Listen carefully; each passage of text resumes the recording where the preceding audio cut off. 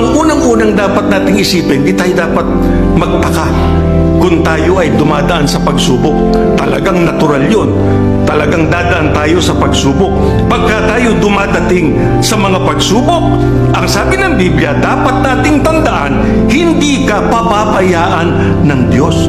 Kaya alam nyo, pagka dumadaan tayo sa pagsubok, dapat ipinagpapasalamat natin sa Diyos yun.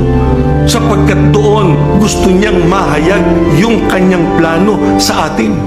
Para nang sa ganun tayo, pagka mataas na ang uri ng ating pananampalataya, karapat dapat tayo doon sa kanyang ibibigay sa ating gantimpala pagdating ng araw ng paghukom.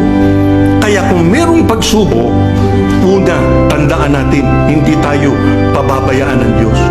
Bibigyan niya tayo ng kalakasang kailangan natin para malampasan ang lahat ng yun. Hindi siya mawawala sa tabi natin pagka tayo ay dumadaan sa mga pagsubok.